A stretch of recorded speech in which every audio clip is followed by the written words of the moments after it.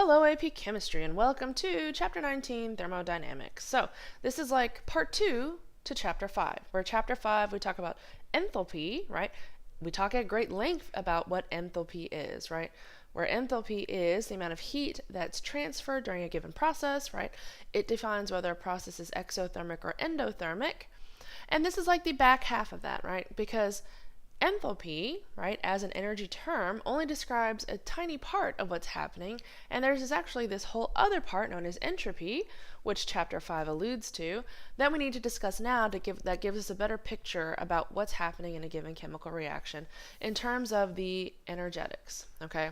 So thermodynamics, thermochemistry, all of that just describes the energy relationships, the energy between your reactant versus your product, and whether or not that energy relationship makes your process thermodynamically favorable or thermodynamically unfavorable, right?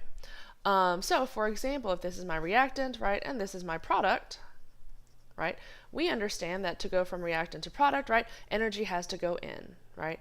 If instead my product were down here, right, we understand that that would mean energy is going to come out of my system and be released.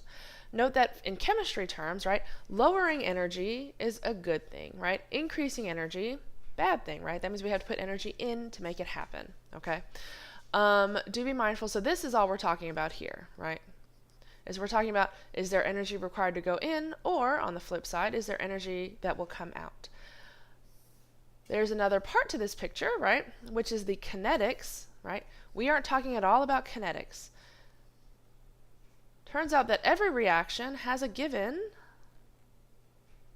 activation energy, EA, right? Activation energy that has to be overcome, okay? So again, activation energy is the amount of energy needed to make an reaction actually go. It is the amount of energy or the energy hurdle that must be overcome before reactants can actually be converted to products. And this is what determines the kinetics of a reaction, right? Where kinetics refers to movement, right? So this actually determines whether or not a reaction is going to go and if it's going to go quickly, okay? There's another term called equilibrium, which we'll discuss a tiny bit at the end of this chapter, that sort of determines where a reaction actually stops, right? Macroscopically stops. Microscopically, it doesn't stop. But to us, based on what we can see, there is no more progression of the reaction, right? And those are topics we'll cover later, right? Kinetics and equilibrium we'll talk about more later, but for now this chapter mostly deals with what's the difference between these two, which really should make sense because we've been talking about state functions, right? How it doesn't really matter how we get there, all we're concerned is what's the difference between A and B, right? Where if this is A, this is B, this difference is all we really want to know, right? We aren't thinking about what all is required to get from A to B, okay? Going back to state functions. All right, moving along, let's talk about spontaneous processes. We all know what spontaneous means, right? Happening without an outside assistance. So if we look here, right, we all intuitively understand that if we open our hand, this is going to happen, right? This not going to happen, all right? Likewise over here, based on our basic study of gas laws last semester and just life things that we know, we understand that if there's a gas in A and no gas in B, and we open this, it's going to fill up both containers, right? We understand that gases by nature take up all the volume allotted to them, right? They spread out and take up all the space. We also know that there is no situation where it would spontaneously all go back to the same container, right? This happens spontaneously, this does not, okay? Now to add a little bit of, a little more thought to it, right? We know that ice will spontaneously turn into water as long as, ding, ding, ding, as long as we are above the boiling point, right? We also know that water will freeze and turn solid as long as, ding, ding, ding, we are below the freezing point, right? So we understand that a lot of things are intuitively spontaneous, like this one, right, and this one. And a lot of things are spontaneous, but they have conditions, right? They are spontaneous if, they are spontaneous when, right? Which means that there has to be some something else that we're going to tie the concept of spontaneous to. I think it should be obvious what that other thing we're going to tie spontaneity to, but we'll get there in a minute. All right. So, before we actually get to tying together whether or not a process is going to happen on its own, we have to introduce a new term known as entropy, where entropy is symbolized with an S, okay? Now, here is a basic introduction to entropy, right? So kind of like the roots of entropy. For isothermal processes, what does iso mean? Same, right? So same thermal processes, meaning the temperature doesn't change. No change in temperature, okay?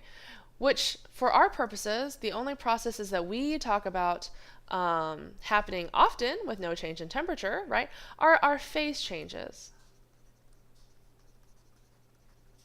Which means that we are talking about being at the boiling point or at the freezing point, right? Where delta S fusion, right? Fusion refers to our melting point. Because if we think about it from the other direction, right, it is fusing into a solid. But H fusion is melting. Vaporization, I think, is obviously the boiling.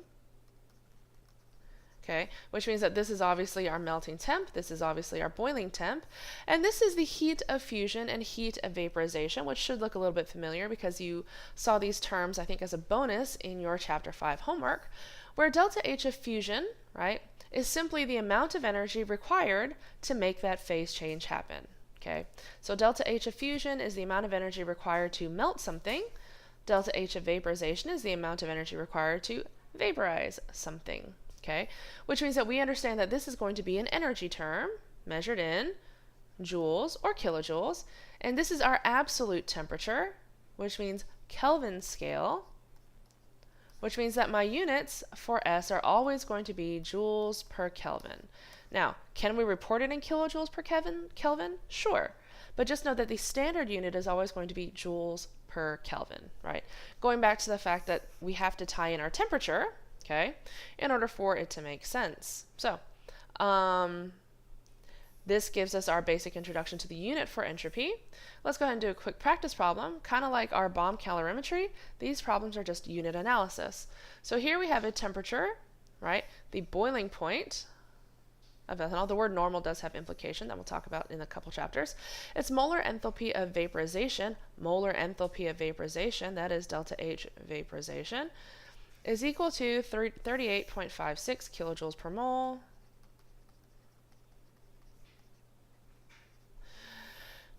And we also, what is the change in entropy in the system when 68.3 grams of blah are condensed to liquid at the normal boiling point?